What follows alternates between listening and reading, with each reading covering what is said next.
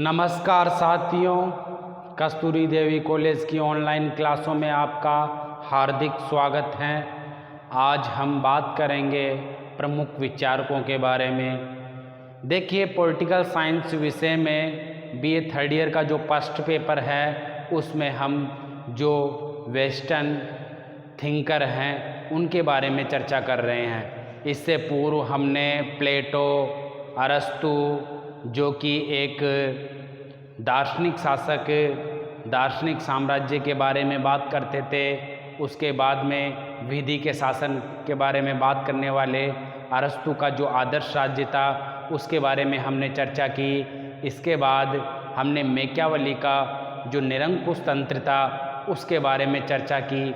उसके अलावा हमने बात की जो समझौतावादी विचारक थे, होब्स, लॉक और रूसो, तीनों ही समझौतावादी विचारक थे।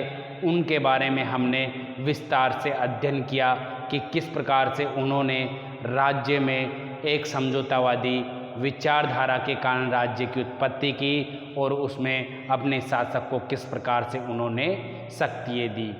कल हमने रूसो और होब्स की तुलनात्मक अध्ययन करके रूसो का समापन किया।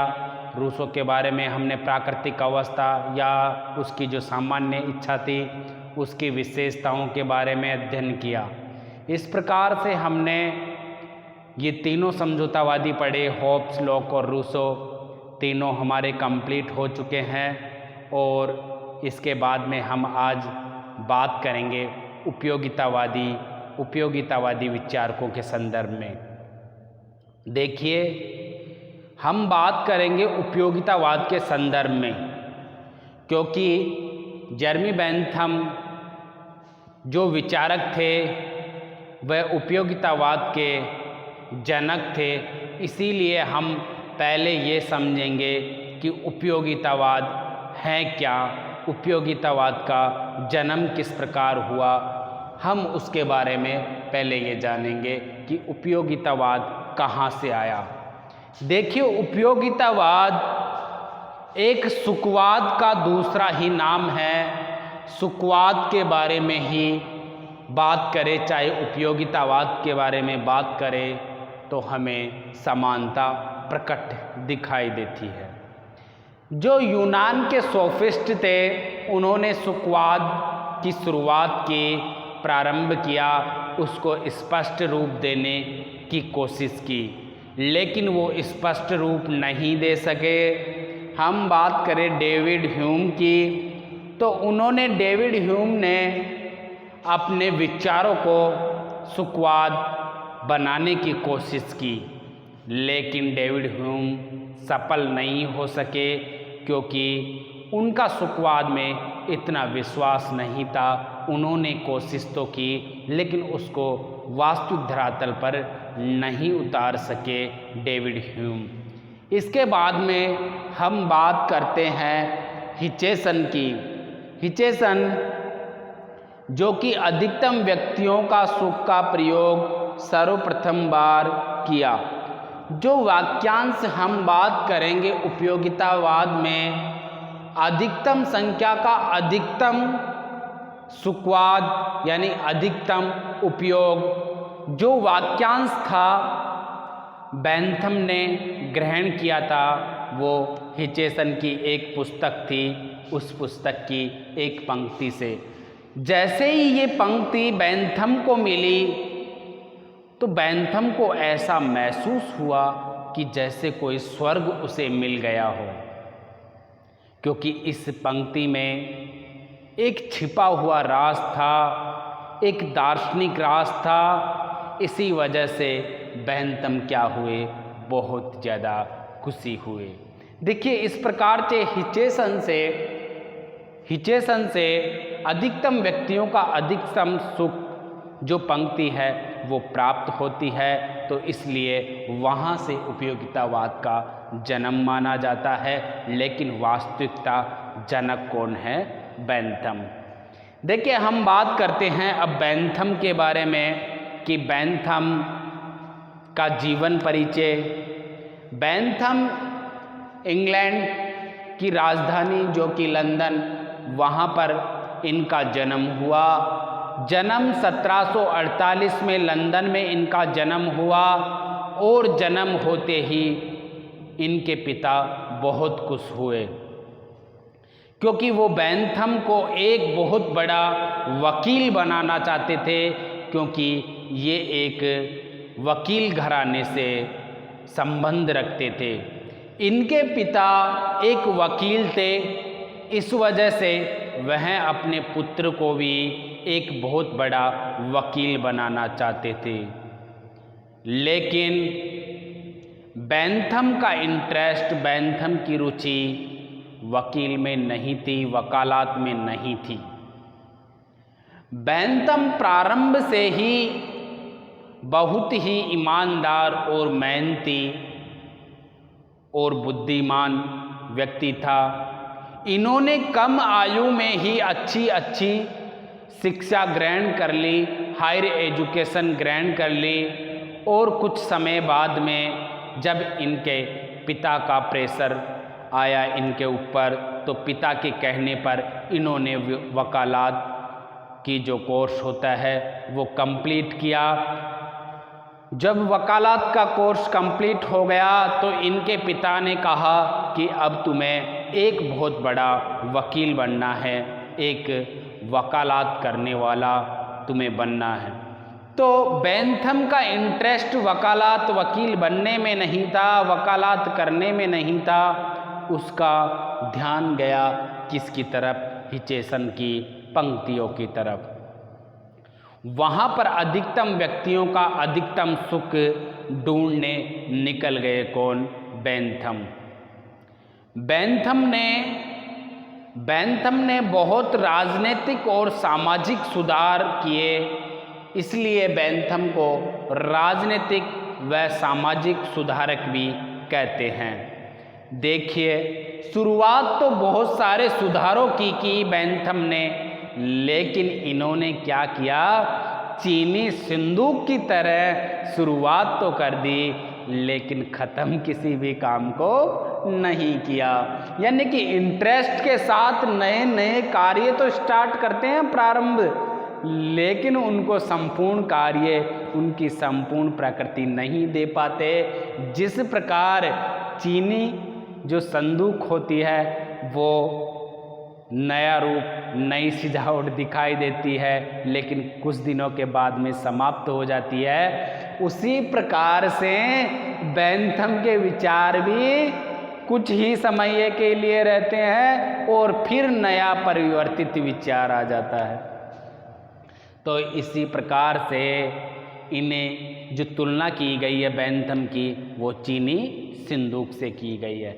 देखिए, इनकी जो पुस्तक है उनके बारे में हम बात करें तो पुस्तक इनकी फ्रैगमेंट्स ऑफ गवर्नमेंट 1776 में लिखी गई।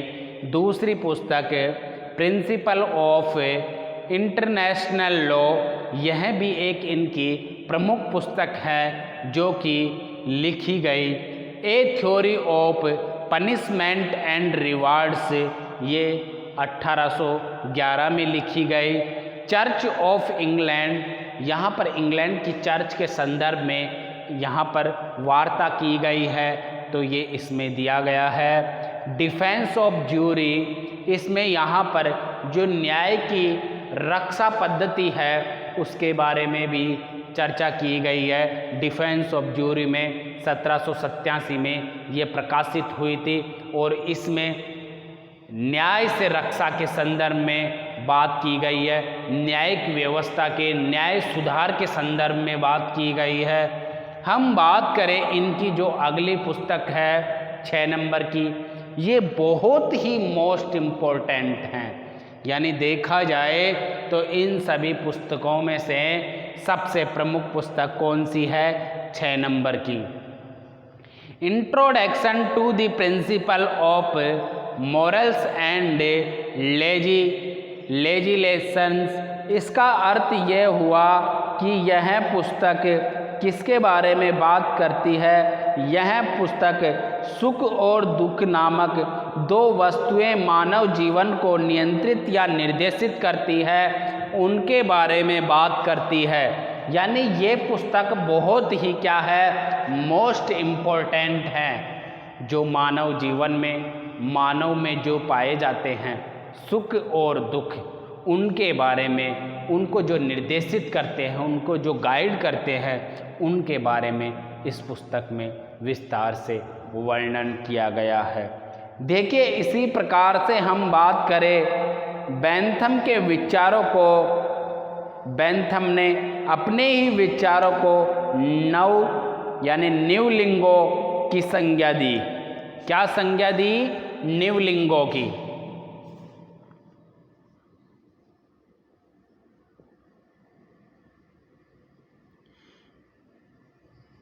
देखिए, न्यूलिंगों की संज्ञा किसने दी? बेंथम ने अपने विचारों को, यानी अपने विचारों को ही उन्होंने संज्ञा दी न्यूलिंगो। ये किसने कहा? ये बेंथम ने कहा। बेंथम के अनुसार उनके विचार न्यूलिंगो थे। देखिए, बेंथम एक प्रसिद्ध विचारक थे। बेंथम जो कि बहुत समाज सुधार के कार्य किए, राजनीतिक सुधार के कार्य किए। तो यहाँ पर बेंथम ने जो सुधार दिए उससे फ्रांस बहुत ही प्रभावित हुआ। जबकि ये फ्रांस राज्य के नहीं थे, मूल निवासी कहाँ के थे? इंग्लैंड के, ब्रिटेन के। लेकिन ब्रिटेन के होते हुए भी यहाँ के जो फ्रांस के शासक थे वे इनसे बहुत प्रभावित हुए और इन्होंने इनकी जो पद्धति थी समाज सुधार की, राजनीतिक सुधार की, उनको क्या किया? ग्रहण किया। फ्रांस ने ग्रहण करने के कारण बेंथम से प्रभावित होने के कारण बेंथम को फ्रांस ने सर्वोच्च नागरिक का सम्मान से सम्मानित किया। क्योंकि बेंथम उनके लिए क्या था? एक महान व्यक्ति था। क्योंकि जो भी बेंथम के सुधार थे उनके सभी के संबंध में उन्होंने प्रयोग के रूप में, प्रयोग के तौर पे अपनाया। और अपनाने के कारण क्या हुआ कि बेंथम के ये सुख दुख नामक जो दो शक्तियाँ हैं, मानव जीवन को नियंत्रित और निर्देशित करती है, उन सभी के बारे में विस्तार से चर्चा की। देखिए, हम बात करें बेंथम के संदर्भ में तो बेंथम ने उपयोगितावाद का अर्थ क्या बताया कि प्रत्येक व्यक्ति को, चाहे वह जो भी क्या कुछ भी धारण करे या स्वीकार करे या अस्वीकार करे, लेकिन कोई भी व्यक्ति किसी भी मनुष्य के लिए बहुत सुखवादी हो सकती है। देखिए, इन्होंने कहा कि जो हमें सुख देती हो, जो हमें सुख देती हो वो ही क्या है? उपयोगितावाद है। मनुष्य सुख प्राप्त करने वाली चीज़ों को अधिक ग्रहण करता है, सुख प्राप्त करने वाली चीज़ों को अधिक ग्रहण करता है, जबकि दुख देने वाली से दूर होता है। यहाँ पर उपयोगितावाद का वही अर्थ बताया बेंथम ने कि अधिकतम लोगों, यानी अधिकतम संख्या में अधिकतम लोगों का हित हो। यहाँ पर बेंथम ने राज्य का कार्य भी यही बताया कि राज्य का कार्य लोगों को सुख देना होता है, अधिक से अधिक लोगों के परोपकार की भावना रखते हुए कार्य करना होता है। यानी बेंथम की बात करें तो बेंथम यहाँ पर बहुमत का समर्थन करता है। बेंथम का कहना है कि जहाँ पर अधिक लोगों को सुख प्राप्त हो सके, जिनका अधिक लोगों का हित हो सके, वो ही एक उपयोगितावाद संस्था है, वो ही एक उपयोगितावाद है। यहाँ पर इन्होंने नैतिकता और न्याय को भी महत्व दिया। इन्होंने कहा कि मनुष्य की नैतिकता ही उसके हित में निहित है, यानी कि उसका हित ही सब कुछ है। इनके अनुसार, बेंथम के अनुसार, जितना मज़ा आपको कविता पढ़ने में आता है उतना ही मज़ा किस में आना चाहिए? क्रिकेट खेलने में। यानी सुखवादी, इन्होंने तुलनात्मक अध्ययन नहीं किया। इन्होंने कहा कि प्रत्येक वस्तु समान हमें क्या देती है? सुख देती है। इन्होंने 14 प्रकार के सुखों का वर्णन किया है, वह 12 प्रकार के दुखों का वर्णन किया है। इन्होंने कहा कि हमें सुख 14 प्रकार के प्राप्त होते हैं। ये 14 प्रकार के सुख प्राप्त होने पर ही मानव का जीवन एक उपयोगी होता है।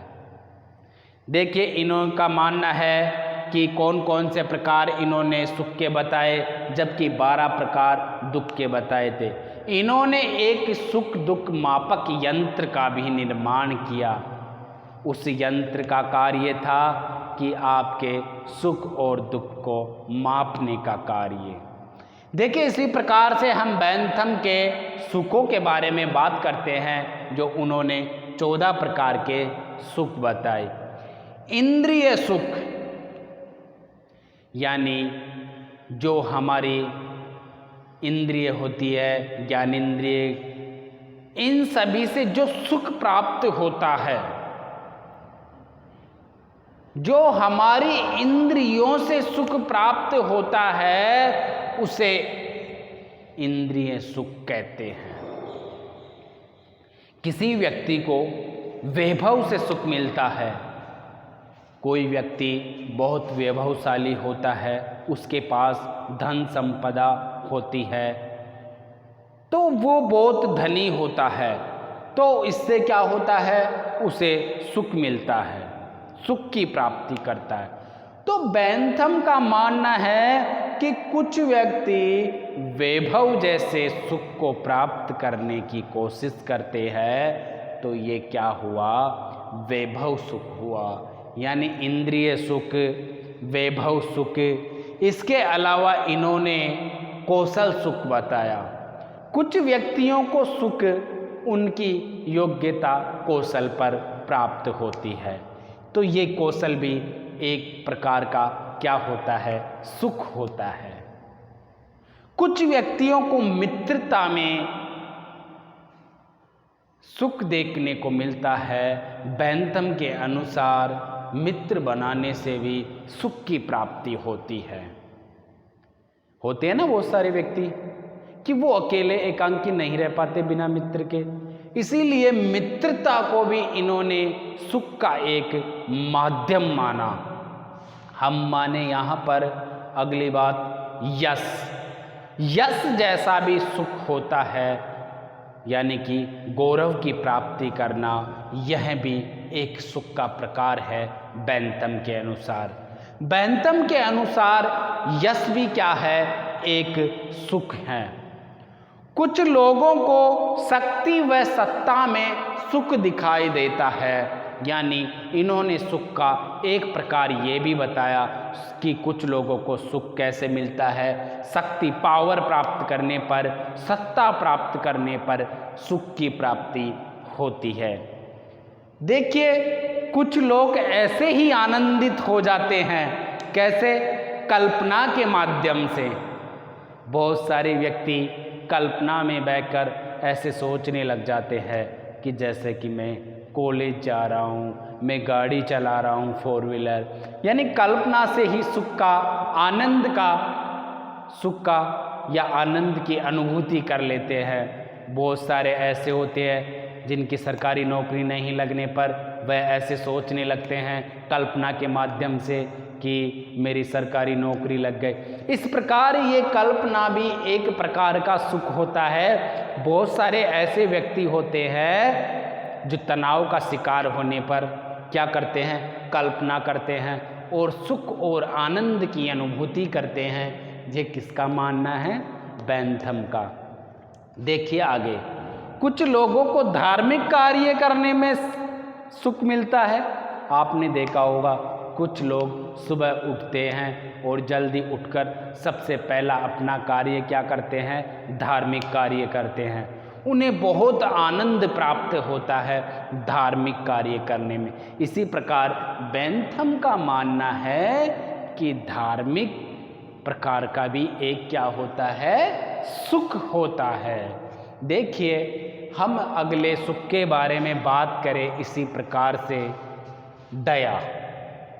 बहुत सारे व्यक्तियों में, मानव स्वभाव में दया होती है, यानी कि दया भावना है एक तरह से। कुछ व्यक्तियों में दया रखते हुए उन्हें सुख की आनंद प्राप्त होती है, क्योंकि जब वो किसी पर दया करते हैं, परोपकार करते हैं, तो उन्हें बहुत आनंद की अनुभूति होती है। इसी प्रकार से हम कह सकते हैं बेंथम का सुख का यह भी क्या है, एक प्रकार है दया भी। निर्दयता, देखिए कुछ लोग बहुत निर्दय होते हैं, तो यह भी एक क्या होता है, सुख की आनंदी। यानी बहुत सारे लोग कठोर होते हैं ना, निर्दय होते हैं, तो वो दूसरे के आने पर उनको डांटते हैं, निर्दय बनते हैं, तो उन्हें खुद को स्वयं को बहुत आनंद प्राप्ति होती है। यह भी बेंथम का मानना है कि ये भी क्या है, एक सुख का क्या है, प्रकार है। इसी प्रकार से हम बात करें स्मृति के बारे में। बहुत सारे लोगों की स्मृति बहुत तेज होती है, उनको बहुत सारी चीज़ें याद रहती है, तो उन्हें वो भी एक सुख होता है कि बहुत सारे लोग किताब फास्ट पढ़ते हैं और फास्ट पढ़ते ही याद सब कुछ हो जाता है, स्मृति में सब कुछ आ जाता है, तो क्या होगा, उन्हें सुख की अनुभूति होगी, उन्हें सुख मिलेगा, उन्हें प्राप्त होगा कि मुझे तो बहुत फास्ट याद हो गया, मेरी तो स्मृति बहुत तेज है। तो किस प्रकार होगी उन्हें सुख की आनंद, यानी कि एक तरह से देखें तो स्मृति प्रकार का सुख प्राप्त होगा। यह बेंथम का ही एक सुख का प्रकार है। देखिए आशा, बहुत सारे व्यक्ति आशावादी होते हैं कि मैं यह नहीं करूँगा तो शायद वो मेरे मित्र मेरा कार्य कर देगा, यानी आशावादी।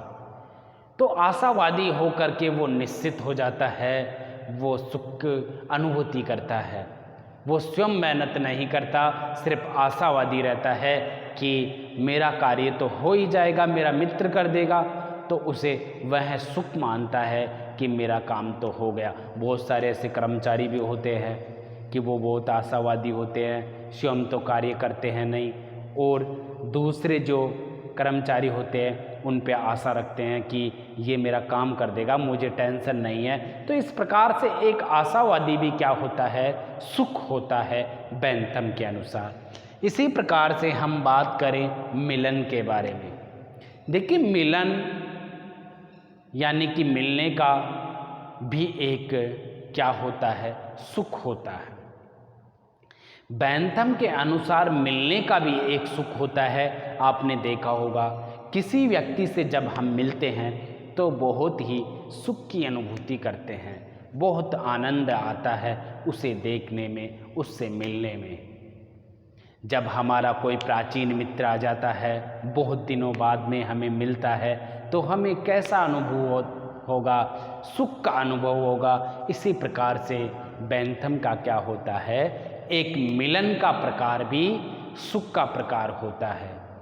क्योंकि आपने देखा भी होगा ये चीज़ कि या हमारा कोई रिश्तेदार है, बहुत दिनों बाद में हमसे मिला तो हमें उससे मिलने पर बहुत सुख मिला। ऐसा तो नहीं होता, कोई होते हैं ऐसे भी जिनसे मिलने से हमें खुशी नहीं होती, लेकिन कुछ व्यक्तियों से हमें मिलने से खुशी होती है, तो उसे मिलन सुखवाद कहते हैं। देखिए हम बात करें अगले सुखवाद के बारे में, तो वो है सहायता सुखवाद।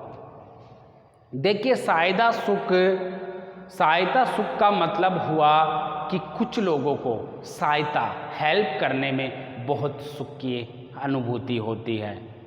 देखिए बहुत सारे ऐसे लोग होते हैं कि बुजुर्ग को जब रोड क्रॉस कर रहा होता है तो वह उसके पास जाते हैं और उसकी सहायता करते हैं। उस सहायता करने में उसे बहुत सुख की अनुभूति होती है। यही सहायता सुख है बेंथम के अनुसार।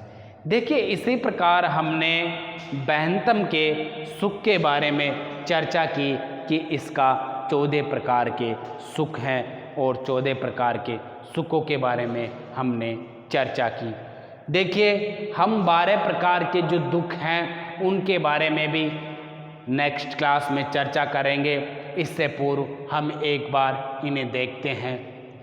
आज हमने पढ़ा उपयोगितावाद। उपयोगितावाद का हिचेसन की जो पुस्तक थी उससे इसके शब्द लिए गए। अधिकतम संख्या का अधिकतम हित, ये बेंथम ने माना, उन्हें एक अच्छे शब्द मानते हुए ग्रहण किया। और ग्रहण करने का मूल कारण क्या है? इनका सुखवाद में इंटरेस्ट, सुखवाद में इनकी ज़्यादा रुचि। देखिए, बेंथम का जन्म कहाँ पे हुआ? 1748 में लंदन में, जो कि इंग्लैंड की राजधानी है, वहाँ पे इनका जन्म हुआ। इनका जन्म किस घराने में हुआ? इनका जन्म वकील घराने में हुआ। वकील घराने में इनका जन्म हुआ और इनके पिता इनको क्या बनाना चाहते थे? वकील बनाना चाहते थे। लेकिन ये वकील ना बन के क्या बने? एक उपयोगितावाद के जनक बने, उपयोगितावाद सिद्धांत दिया। देखिए, इनकी प्रमुख पुस्तकें हैं फ्रगमेंट्स ऑफ गवर्नमेंट 1776 में, principle of international law, a theory of punishment and rewards 1811 में लिखी गई, church of England, defence of jury और introduction to the principle of morals and legislation. ये इसी प्रकार से इनकी और भी पुस्तकें हैं, लेकिन सबसे मोस्ट इम्पॉर्टेंट पुस्तक कौन सी है? इंट्रोडक्शन व डिफेंस ऑफ ज्यूरी, और इसके अलावा फ्रगमेंट्स ऑफ गवर्नमेंट, ये इनकी प्रमुख पुस्तकें हैं। इसी मॉरल्स में सुख और दुख नामक दोनों, जो इनके दोनों सुख और दुख दोनों प्रकारों के बारे में विस्तृत चर्चा की। हम बात करेंगे उपयोगितावाद के जो 14 प्रकार के सुख हैं उनके बारे में। इनके बारे में हमने विस्तृत चर्चा की कि ये 14 प्रकार बताए बेंथम ने सुख के और 12 प्रकार बताए दुख के, जो हम अगली कक्षा में पढ़ेंगे। उपयोगितावाद की विशेषता, यानी जो इन्होंने उपयोगितावाद सिद्धांत दिया उसकी विशेषताओं के संदर्भ में, और हम 12 प्रकार के जो दुख दिए गए हैं उनके बारे में, इनका जो यंत्र था सुख दुख नामक, उसके बारे में इस प्रकार से हम अगली कक्षा में चर्चा करेंगे। तब तक के लिए नमस्कार, धन्यवाद।